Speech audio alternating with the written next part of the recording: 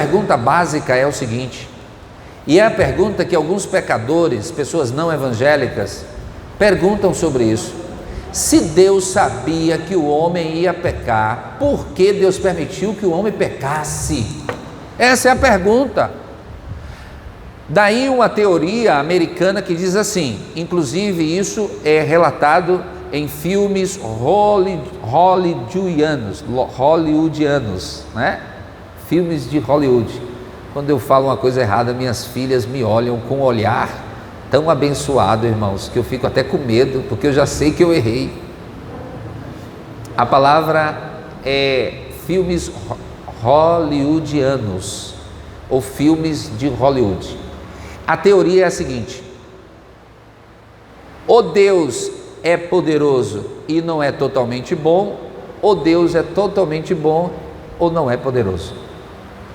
Por quê? Eles questionam, e muitos questionam, a situação de: se Deus sabia que o homem ia pecar, por que Deus não impediu que o homem pecasse?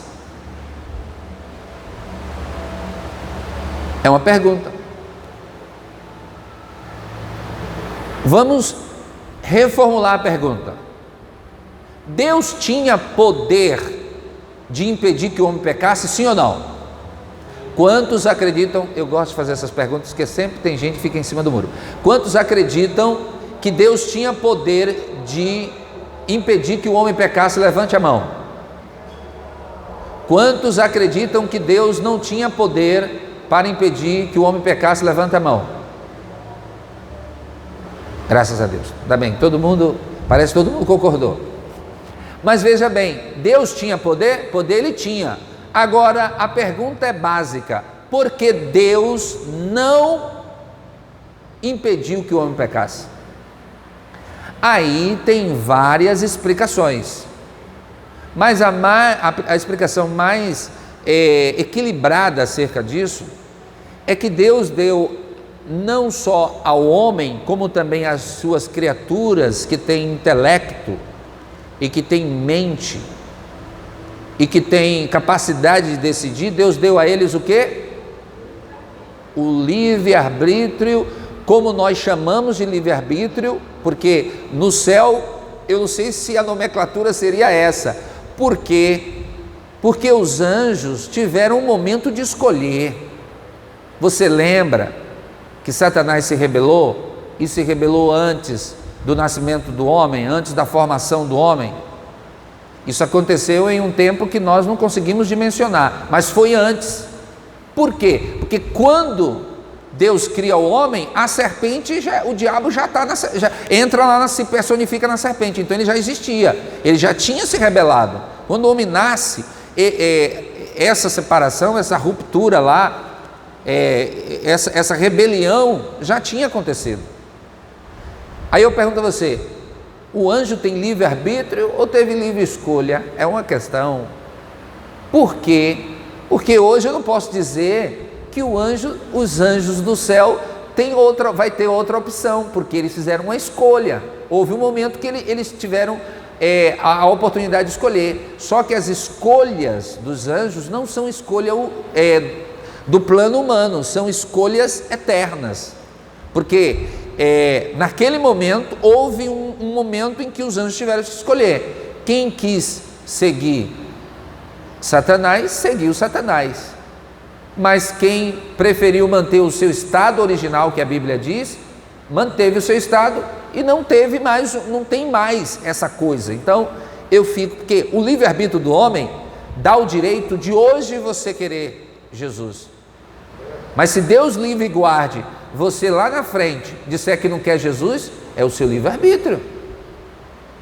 Ou seja, o homem tem que sempre estar fazendo escolhas, e na vida cristã nós vamos ter sempre a oportunidade de fazer escolhas, porque a vida é feita de escolhas. Você faz as escolhas, você sempre terá a opção de decidir o que você quer. É por isso que a Bíblia no Novo Testamento diz quando algumas pessoas que estavam na igreja e que Paulo fundou, que Paulo evangelizou, ganhou aquelas pessoas, e algumas pessoas saíram da igreja, e Paulo recebe a informação lá na prisão. Aí ele escreve lá na carta: saíram do meio de nós porque não eram de nós. Ou seja, o apóstolo Paulo, ele mostra que havia a possibilidade deles escolherem. Você lembra o que Jesus disse aos discípulos quando ele percebeu que Jesus estava pregando uma mensagem dura, e algumas pessoas, ouvindo a mensagem dura de Jesus, começaram a fazer o quê? Começaram a ir embora. Aí Jesus fez uma pergunta para os discípulos: vocês querem ir embora também? Vocês também estão querendo desistir? Como Jesus disse assim: a porta está aberta, pode ir, você é livre. Aí Pedro diz: não, Senhor, que é isso? Para onde iremos nós? Só tu tens palavra de vida eterna. Você pode levantar a mão e dar uma glória para o Senhor Jesus?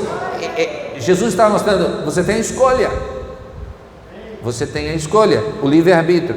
Eu não posso dizer que, em certo sentido, porque nós estamos em esferas diferentes das dos anjos, né? Nós estamos em linhas diferentes. Eu penso assim no que tange, no que diz respeito ao livre-arbítrio e à escolha. Nós sempre estaremos fazendo escolha, mas nós temos o livre-arbítrio. Os anjos não, eles escolheram uma vez e está escolhido.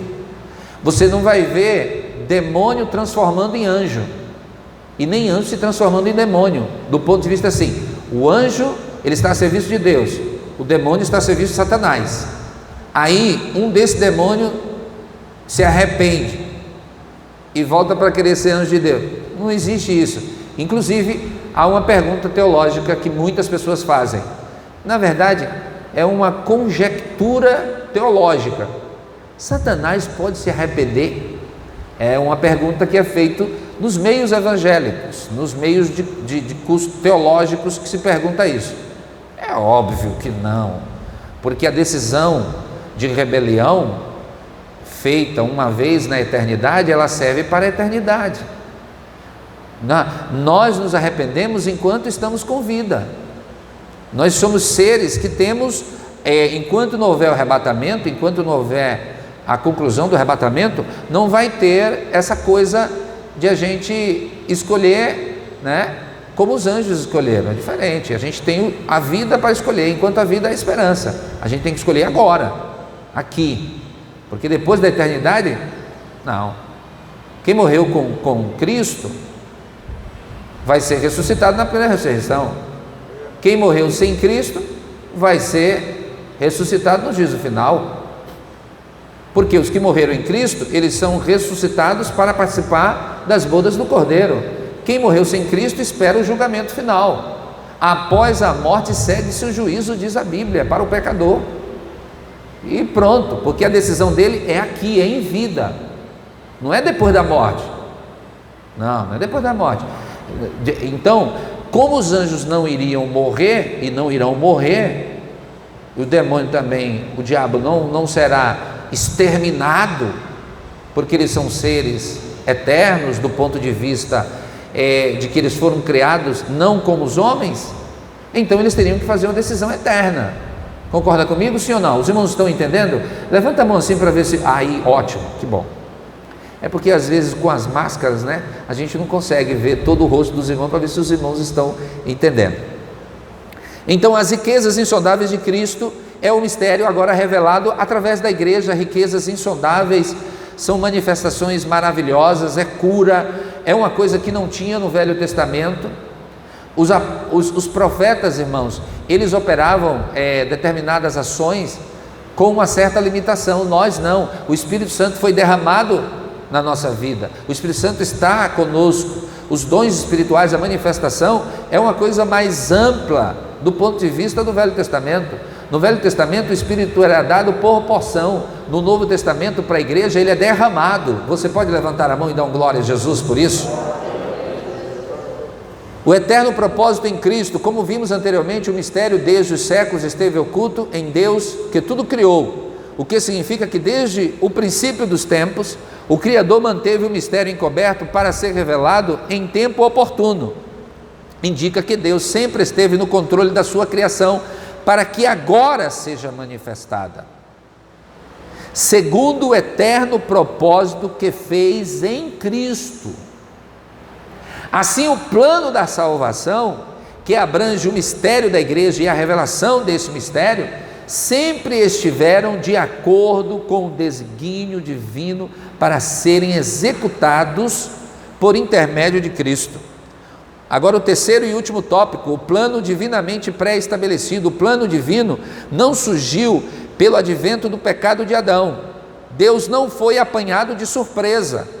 Ao contrário, ele sempre esteve no controle e já tinha um plano de salvação pré-estabelecido desde a eternidade. Essa verdade nos ensina que por trás de todo o evento da história existe um propósito eterno em andamento. Você pode dar glória a Deus por isso, aleluia. Em todo o evento da história existe um propósito eterno em andamento. Isso, irmãos, é muito forte quando você pensa que na cabeça de Nabucodonosor ele era um imperador mundial, e de fato era.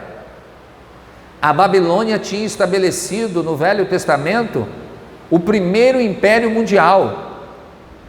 Nabucodonosor podia dizer assim: eu sou rei de toda a terra, porque realmente o exército babilônico conquistou todos os reinos naquela época.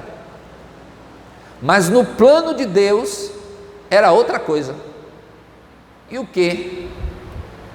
O cativeiro babilônico de Israel. Você vê, é como que a história segue um rumo e Deus vai escrevendo uma história no verso da história do mundo. E a mesma coisa acontece para as nossas vidas. Às vezes, você se questiona porque determinadas coisas aconteceram na sua vida, e por outro lado, Deus no verso está escrevendo a história dele na sua vida. Imagine se você não tivesse passado naquele teste que você queria tanto passar. Imagine se você tivesse aquele emprego que você sempre sonhou e Deus tem um outro plano para a sua vida. Imagine, às vezes, até nas suas decisões, que você talvez sonhou tanto em uma coisa e aquilo não se concretiza, e o que você pensou que deveria ser foi outra coisa, e Deus estava escrevendo uma história no verso da sua história. Isso é muito forte. Quando a gente analisa isso, a gente observa a história de Esther. Esther, uma jovem que teve o privilégio de casar com o rei Assuero. Talvez Esther estivesse assim se pensando: eu fui escolhida a mulher mais bela do reinado, eu casei com o rei Assuero, eu sou a esposa do rei. Aí Mardoqueu chega e diz assim para ela: talvez não tenha sido para isso que Deus colocou você, para dar livramento e salvação ao povo de Israel em tempos de guerra. Aleluia. E aí Esther jejuma, coloca as suas servas para jejuar e fala para o rei e pede ajuda para vencer o inimigo Amã, que queria destruir toda a nação de Israel, e que se não fosse uma ação de Deus através da vida de Esther, o povo de Israel seria exterminado. Dentro da cultura judaica, essa celebração, irmãos, é uma celebração muito forte, porque a ameaça não era uma simples ameaça, era uma carta escrita, autorizada pelo rei, que estava dando autoridade para matar a todos os judeus em todas as províncias. Você sabe o que é isso? Seria uma matança em escala de judeus, não ia sobrar ninguém. E o judeu era fácil de ser identificado, ele casava com o judeu, ele tinha uns costumes diferentes, e entre os povos ele era destacado. Israel era destacado, ele era diferente, era um povo diferente, porque era o povo escolhido de Deus. Para a gente finalizar, a gente vai para a conclusão, e aqui nós terminamos. O mistério da igreja esteve oculto nas gerações passadas.